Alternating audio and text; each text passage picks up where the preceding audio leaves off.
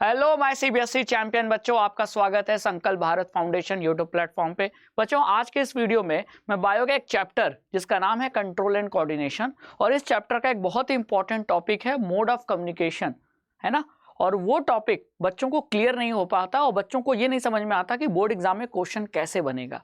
तो आइए उसे समझा देता हूँ, ठीक है। और आपको ये भी बताऊंगा कि क्वेश्चन किस हिसाब से पूछे जाते हैं, कैसे पूछे जाएंगे, तो आपको कभी भी कोई दिक्कत नहीं आएगी। स्टार्ट करें वीडियो, तो वीडियो को एंड तक जरूर देखिएगा और वीडियो को शेयर भी कीजिएगा। तो बच्चों, अगर आपसे पूछा जाए कि एनिमल्स की बॉडी में कितने मोड ऑफ कम्युनिकेशन है, तो इसका आंसर होगा 2। कौन कौन से? एक हमारा न्यूरल, जिसे हम नर्वस कम्युनिकेशन भी कह सकते हैं, और दूसरा केमिकल कम्युनिकेशन, है ना। ये हमारे 2 मोड होते हैं कम्युनिकेशन के। तो अगर मैं आपसे कहूं कि मैंने गर्म बर्तन को छुआ और मैंने फटाक से हाथ हटा लिया, तो यहां कौन सा कम्युनिकेशन है इन दोनों में? तो आप कहोगे सर, यहां तो इलेक्ट्रिकल इंपल्स फ्लो हो रही है और सिग्नल बहुत फास्ट जा रहा है, तो यहां तो इलेक्ट्रिकल यानी कि नर्वस कम्युनिकेशन है, न्यूरल कम्युनिकेशन है। जी हाँ, बिल्कुल सही आंसर, है ना। लेकिन मैं आपसे कहूं कि मैं घबरा गया और मेरी हार्ट बीट बहुत तेजी से बढ़ने लगी, है ना, और मुझे पसीने आने लगे, तो यहाँ कौन सा कम्युनिकेशन मेरे बॉडी में हुआ? तो यहाँ हार्मोन्स की वजह से केमिकल कम्युनिकेशन हुआ। बात समझ में आई? तो हमारे बॉडी में कम्युनिकेशन के 2 तरीके हैं।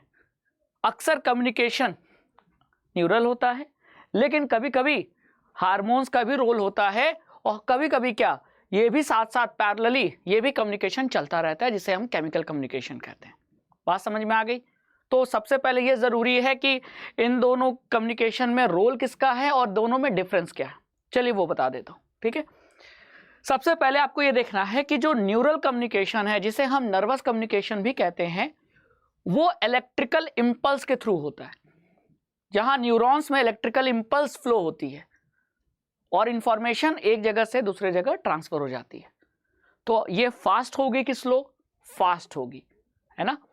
तो इलेक्ट्रिकल इंपल्स के थ्रू जो इंफॉर्मेशन बहुत तेजी से एक न्यूरॉन से दूसरे न्यूरॉन तक जा रही है, या एक न्यूरॉन से ब्रेन में जा रही है, या न्यूरॉन से स्पाइनल कॉर्ड में जा रही है, वो mode of communication he neural या कह लो नर्वस कम्युनिकेशन है।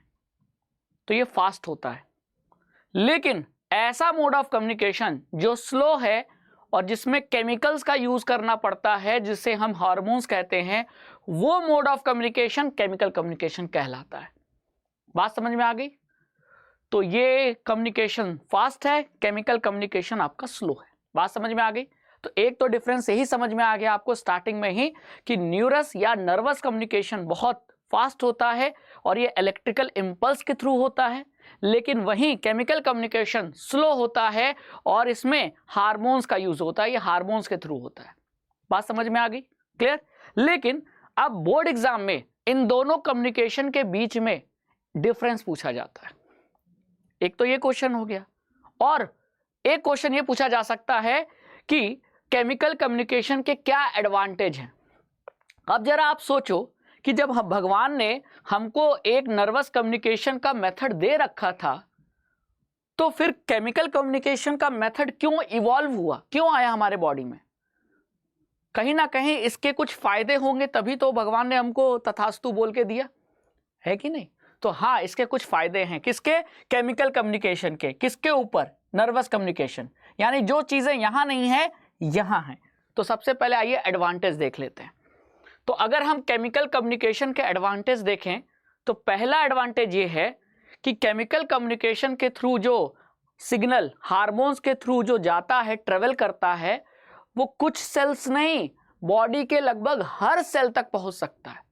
तो information is transmitted to each and every cell of the body with the help of hormones, which is not possible in neural communication. Nervous communication या कह लो neural communication में information हर cell तक नहीं पहुंच पाती, केवल उन्हीं सेल तक पहुंच पाती है जो न्यूरॉन से कनेक्टेड है ना। जैसे ये सेल है, ये सेल न्यूरॉन से कनेक्टेड है तो ही इंफॉर्मेशन यहां तक आएगी, लेकिन अगर न्यूरॉन से कनेक्टेड नहीं होती तो इंफॉर्मेशन नहीं आएगी। तो एक ड्रॉबैक हुआ ना न्यूरल कम्युनिकेशन में या नर्वस कम्युनिकेशन में कि इंफॉर्मेशन हर सेल तक नहीं पहुंच पाती, लेकिन केमिकल कम्युनिकेशन में जो भी इंफॉर्मेशन है वो हार्मोन्स की मदद से each and every cell of the body पहुंच जाती है। यानी सेल चाहे यहाँ का हो, चाहे यहाँ का, यहाँ का, यहाँ का, यहाँ का, यहाँ का, हर जगह हर सेल तक इंफॉर्मेशन पहुंच जाएगी। तो हुआ ना एक फायदा। दूसरा फायदा क्या है? दूसरा फायदा यह है कि केमिकल कम्युनिकेशन थकती नहीं है, उसको थकान नहीं होता, उसको अपने मैकेनिज्म को रीसेट करने की जरूरत नहीं पड़ती। रीसेट का मतलब समझे? जैसे मान लीजिए आप गाड़ी चला रहे थे, गाड़ी चलाते चलाते 2 घंटा हो गया, थक गए, तो आपने क्या किया? गाड़ी को ढाबे पे रोका, चाय पिया, मुंह धुला, कुछ खाया, तो ढाबे पे आपने क्या किया? रिलैक्स किया, और फिर से दोबारा आधे घंटे के ब्रेक के बाद फिर आपने क्या किया? चलना चालू कर दिया। तो जो ढाबे पे आपने रुक कर चाय पानी नाश्ता किया, वो आपने अपने मैकेनिज्म को क्या किया? रीसेट, दोबारा से आपने चलना शुरू किया, आपने रिलैक्स किया। ठीक उसी तरह न्यूरल कम्युनिकेशन में भी ऐसा होता है कि एक बार इलेक्ट्रिकल सिग्नल पैदा हुआ, फिर थोड़ा समय वो रिलैक्स करती है और फिर से नया इलेक्ट्रिकल सिग्नल पैदा करती है। यानी कि उसे रेस्ट की जरूरत, माफ कीजिएगा, उसे रेस्ट की जरूरत है। किसे? न्यूरल कम्युनिकेशन में रेस्ट के लिए टाइम चाहिए। लेकिन केमिकल कम्युनिकेशन में यह फायदा है कि it does not need time to reset its mechanism. इसे थकान नहीं होता, इसे रिलैक्स करने की जरूरत नहीं। ये लगातार हार्मोन प्रोड्यूस करके इंफॉर्मेशन को लगातार भेज सकती है। Information can be send steadily and persistently, यानी लगातार इंफॉर्मेशन यहाँ ट्रांसफर हो सकता है। लेकिन न्यूरल कम्युनिकेशन में ऐसा नहीं हो सकता।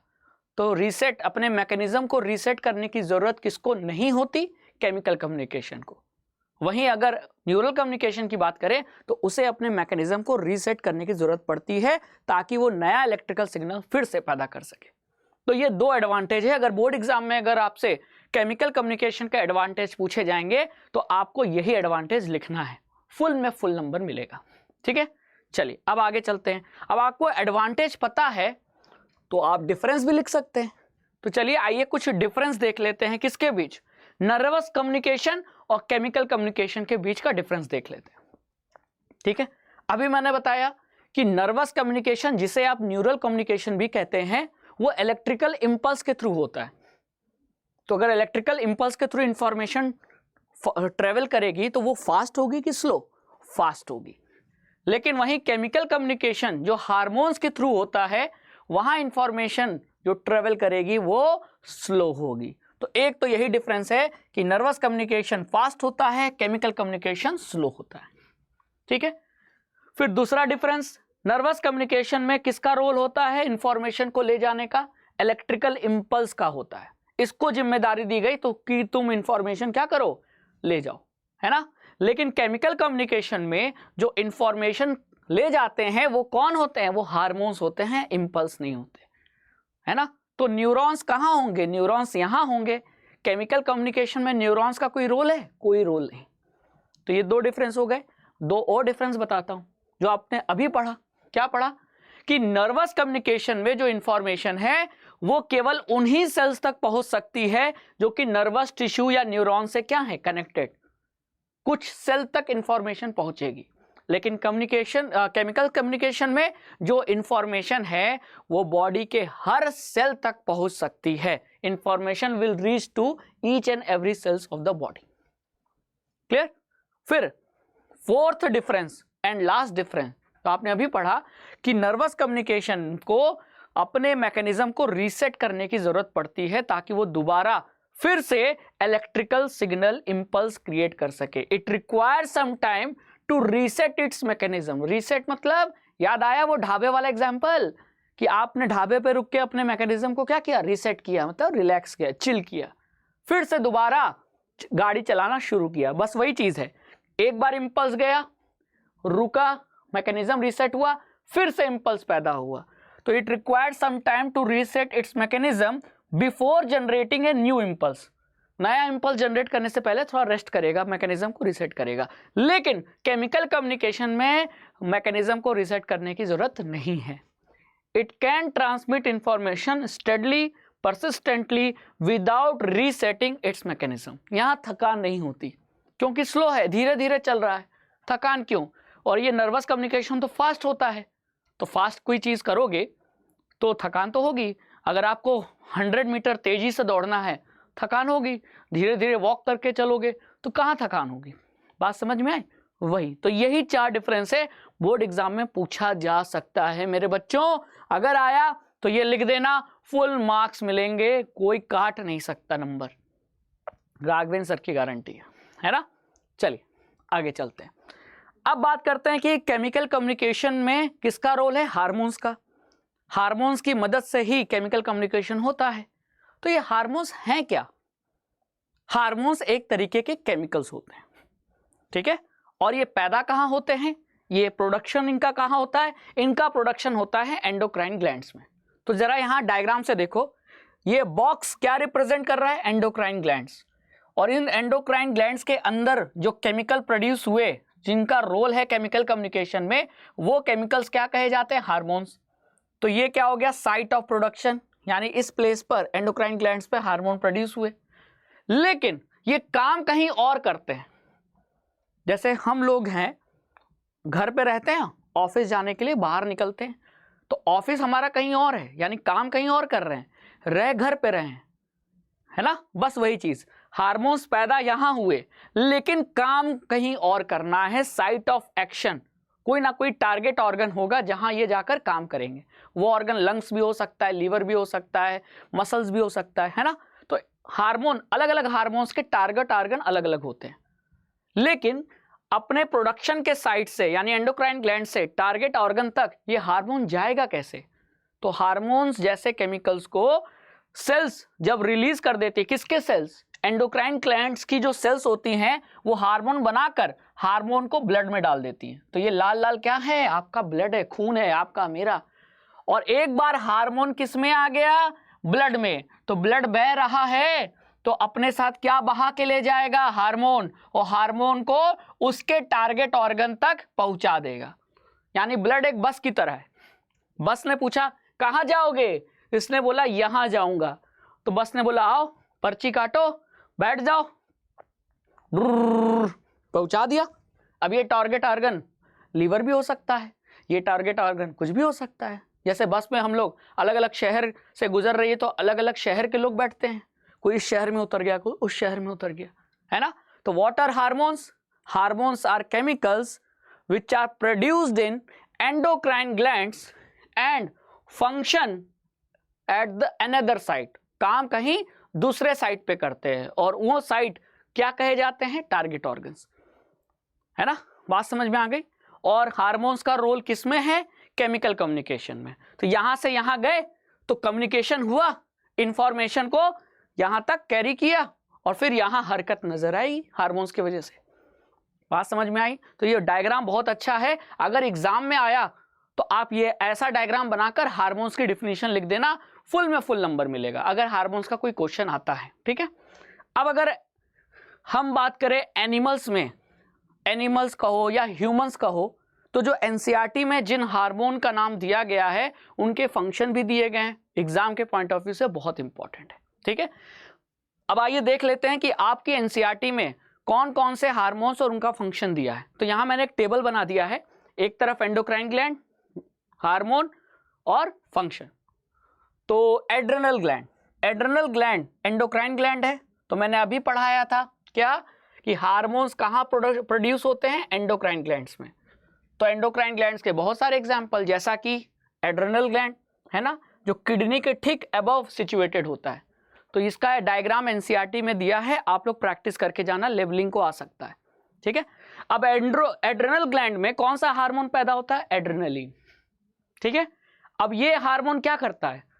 इंसान को स्ट्रेस वाली सिचुएशन, जब हम घबरा जाएं, भूत देख लें, या अंधेरे कमरे में जाना हो, या सामने हमारा दुश्मन आ रहा है, अब लग रहा है अब लड़ाई होगी, है ना, तो ऐसी स्ट्रेस वाली सिचुएशन से हमको प्रिपेयर करने के लिए, जो हमारी बॉडी को जो प्रिपेयर करता है, तैयार करता है, रेडी हो जाओ, है ना। जिसमें आपने देखा होगा जब डर जाते हैं हम लोग, या जैसे आपको छत की रेलिंग पे खड़े हो जाओ और नीचे देखो तो लगेगा अरे गिर गए, अब तो मर गए, तो पसीना आने लगेगा, है ना। या भूत देख लिया, डर लगता है तो पसीना आने लगता है, हार्ट बीट तेज हो जाती है। ये सब किसकी वजह से? बताओ, ये सब एड्रेनलिन हार्मोन की वजह से। तो हमें फाइटिंग करना हो, रनिंग करना हो, या हम डर जा रहे हैं, तो स्ट्रेस वाली सिचुएशन में आपके बॉडी में जो हार्मोन प्रोड्यूस करता है जिसके वजह से आपका हार्ट रेट बढ़ जाता है, पसीना आने लगता है, ये एड्रेनलिन हार्मोन है जो एड्रेनल ग्लैंड में प्रोड्यूस होता है।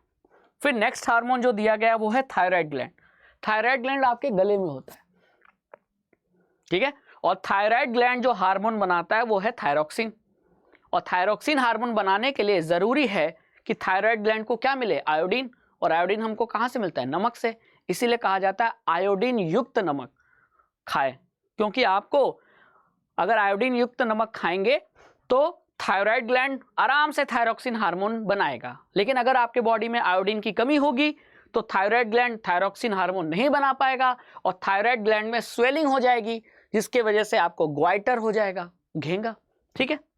अब ये थायरोक्सिन हार्मोन जो थायराइड ग्लैंड में बनता है, इसका काम क्या है, हम जो भी खाना खा रहे हैं उसमें कार्बोहाइड्रेट, फैट और प्रोटीन है ना, तो उसके मेटाबॉलिज्म यानी उसका टूटना, ब्रेकडाउन, उससे फिर एब्जॉर्प्शन ताकि हमको एनर्जी मिले।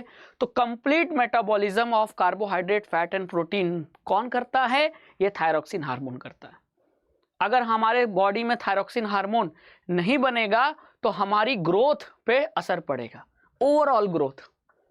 ग्रोथ का मतलब ये नहीं कि केवल लंबाई बढ़ रही है, ओवरऑल ग्रोथ है ना, हर चीज, चाहे लंबाई हो, चाहे ऑर्गन का बड़ा होना हो, हर ओवरऑल ग्रोथ पे असर पड़ेगा, ठीक है। दो हार्मोन तो ये हो गए। नेक्स्ट पिट्यूटरी ग्लैंड, ये भी एंडोक्राइन ग्लैंड है। ये कौन सा हार्मोन बनाती है, ग्रोथ हार्मोन। अब ग्रोथ हार्मोन का काम क्या है, हड्डियों की लंबाई बढ़ाना। तो अगर ये हार्मोन हमारे बॉडी में रिलीज होगा तो हमारी हाइट बढ़ेगी। अब कुछ लोग बहुत लंबे होते हैं, क्यों, क्योंकि उनके बॉडी में ये ग्रोथ हार्मोन बहुत ज्यादा बना।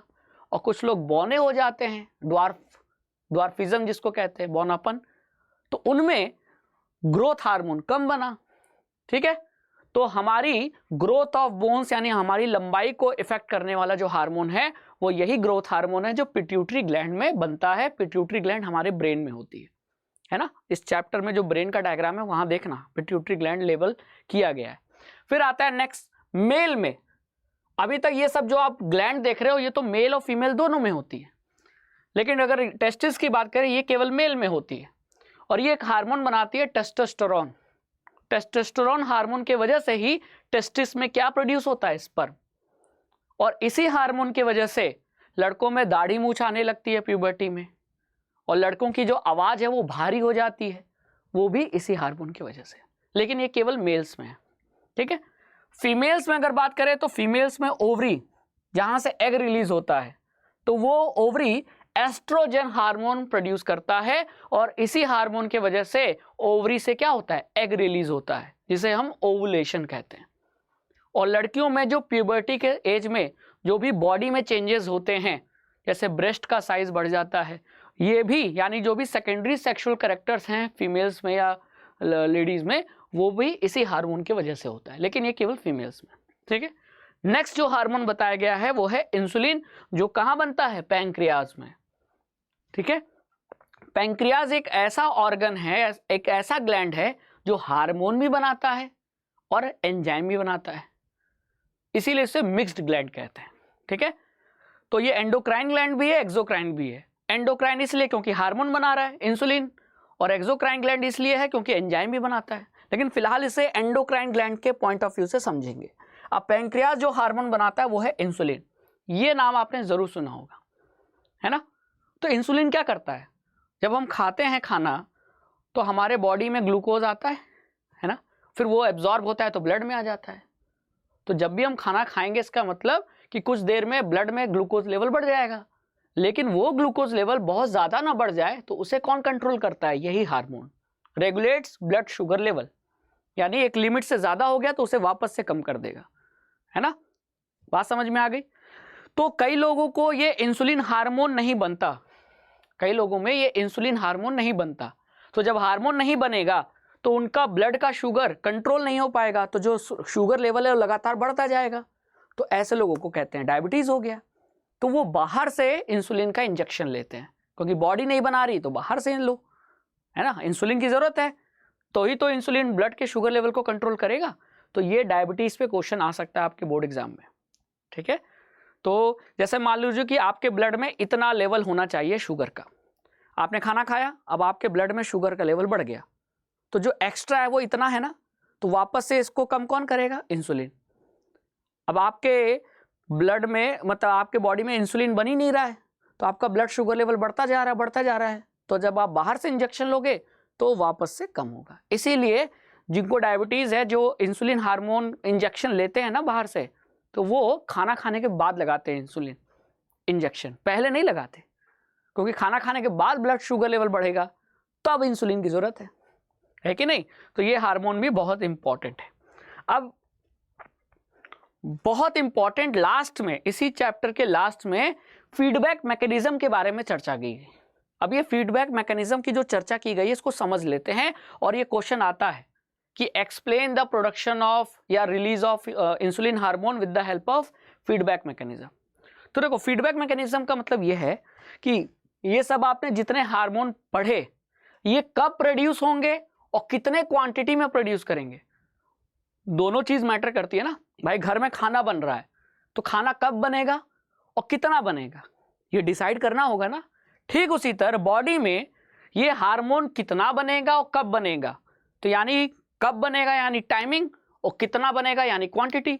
तो हार्मोन की टाइमिंग, प्रोडक्शन की टाइमिंग और हार्मोन के प्रोडक्शन का क्वांटिटी, ये डिसाइड करने वाला जो मैकेनिज्म है उसे ही फीडबैक मैकेनिज्म कहते हैं। The mechanism which regulate timing and amount of hormone to be release. भाई खाने की बात मैंने समझाई ना, बस उससे समझो। घर में मेहमान ज्यादा आ गए, आपको पता चल गया, तो आप खाना भी ज्यादा बनाओगे।